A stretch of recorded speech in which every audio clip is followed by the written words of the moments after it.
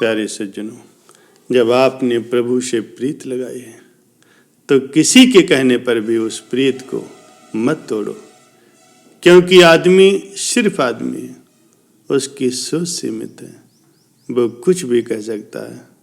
आपका प्यार किसी आदमी से नहीं है बल्कि ईश्वर से। दुनियावी लोग कुछ भी कह करके मालिक से आपको दूर करवा सकते हैं, इसलिए दृढ़ विश्वास रखो, अपने हौसले बुलंद रखो, किसी के कहने में ना आओ। कोई नेकी की तरफ जोड़े, भले काम करने की प्रेरणा दे तो जुड़ते चले जाओ। अच्छे कर्म करो, कभी भी किसी का बुरा न करो, न बुरा बोलो न बुरा सोचो, क्योंकि बुरा कहने से, बुरा सोचने से, बुरा बोलने से इंसान अपनी ही निगाहों में गिर जाता है और प्रभु से दूर होता चला जाता है। अहंकार को छोड़ दीजिए, ये अहंकार आपके रास्ते की सबसे बड़ी रुकावट है। जब तक आप अहंकार में डूबे रहोगे, मालिक से दूर रहोगे। जैसे ही आपने अहंकार को त्याग दिया, दीनता नम्रता धारण कर ली, तो मालिक के नजदीक होते जाओगे, मालिक की खुशियों के हकदार बनते जाओगे। अहंकार अपने आप इंसान के अंदर से नहीं निकलता, इसलिए सेवा करो, सिमरन करो, मालिक से मालिक को मांगते हुए सदैव आगे बढ़ो। अगर आप इन बातों पर अमल करोगे तो यकीनन ही आपका अंतःकरण साफ होगा। मालिक की दया और मेहर से, उनकी रहमत से आपको ईश्वर की प्राप्ति होगी। प्यारे सज्जनों, अहिल्या ब्रह्मा जी की मानस पुत्र थी। सृष्टि के निर्माता ब्रह्मा जी ने एक स्त्री का निर्माण किया जिन्हें वे अहिल्या के नाम से पुकारते थे। अहिल्या अत्यंत ही रूपवान थी तथा उन्हें ये वरदान प्राप्त था कि उनका यौवन सदा बना रहेगा। उनकी सुंदरता के सामने स्वर्ग की अप्सराएं भी फीकी नजर आएंगी। अहिल्या की सुंदरता के कारण सभी देवता उन्हें पाने की इच्छा रखते थे। ब्रह्मा जी ने अहिल्या की शादी के लिए एक परीक्षा का आयोजन किया, जिसके विजेता से वह अहिल्या के शादी करना चाहते थे। सभी देवताओं को निमंत्रण दिया गया। सभी देवता उस परीक्षा के लिए उपस्थित हुए। महर्षि गौतम ने ये परीक्षा उत्तीर्ण की। इसी कारण से अहिल्या का विवाह विधि विधान पूर्वक महर्षि गौतम के साथ हुआ। इंद्रदेव अहिल्या की सुंदरता पर अत्यधिक मोहित थे। एक दिन इच्छा के वशीभूत इंद्रदेव पृथ्वी लोक में अहिल्या से मिलने के लिए चले आए। महर्षि गौतम के रहते इंद्रदेव कोई भी दुस्साहस न कर सके। इंद्रदेव ने अहिल्या से मिलने के लिए एक योजना बनाई तथा चंद्रमा को उस योजना में शामिल किया। जब महर्षि गौतम प्रातःकाल गंगा स्नान के लिए गए, उस समय रात्रि का लाभ उठा करके वो अहिल्या को प्राप्त कर लेता। योजना के अनुसार चंद्रदेव ने आधी रात को ही मुर्गे की बांग लगा दी।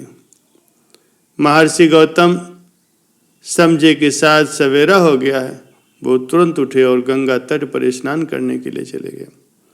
महर्षि गौतम के जाते ही इंद्रदेव ने गौतम ऋषि का रूप धारण किया और उनके घर में प्रवेश किया तथा पहरेदारी के लिए चंद्रमा को घर के बाहर बैठा दिया। ऋषि गौतम जब गंगा तट पर पहुंचे तो उन्हें अलग ही आभास हुआ तथा उनके मन में संदेह उत्पन्न हुआ। तब गंगा मैया ने प्रकट होकर के महर्षि को बताया कि ये सब इंद्रदेव का बुना हुआ जाल है। अहिल्या की सुंदरता से मोहित होकर के कुकृत्य की भावना से वो इस पृथ्वी लोक पर आया है।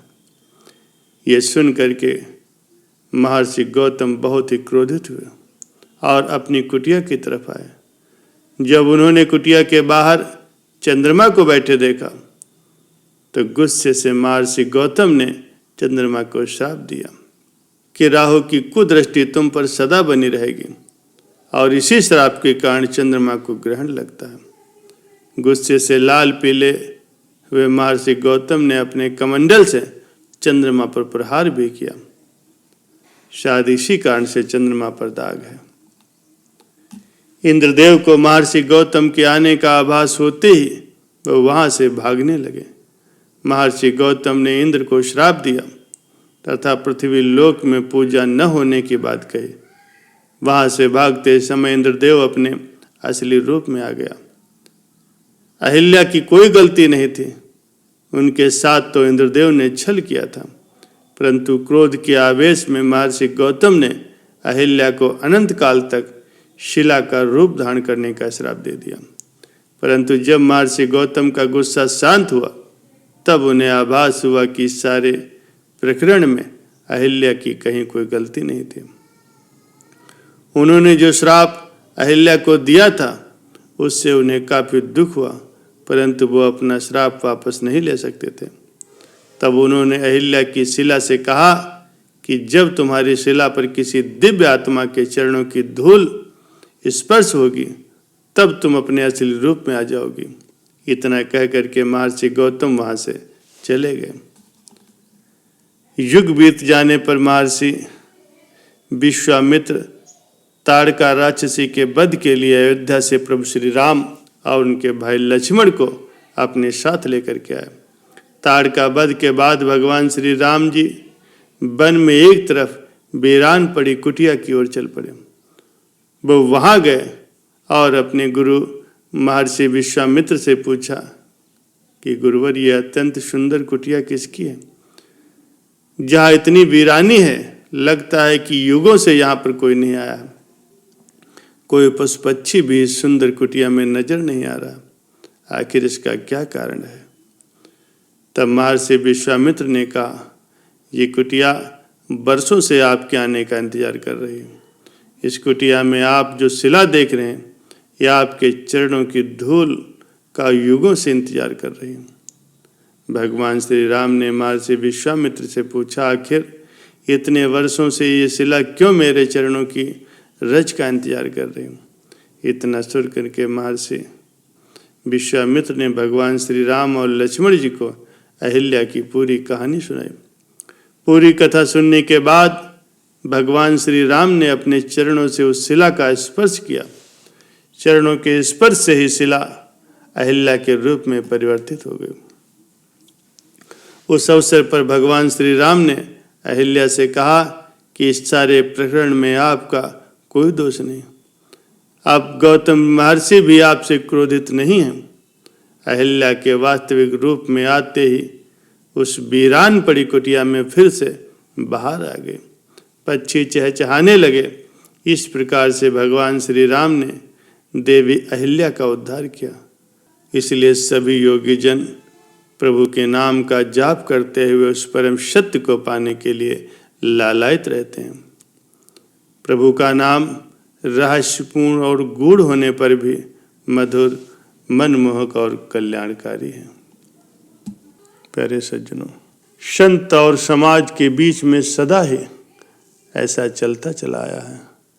कुछ असामाजिक तत्व संतों के प्यारों को बदनाम करने की कोई कसर नहीं रखते, किंतु संत महापुरुषों के सच्चे भक्त उन बदनामियों की परवाह नहीं करते और वे सदैव ईश्वर के भजन ध्यान में, अच्छे कार्यों में लगे रहते हैं।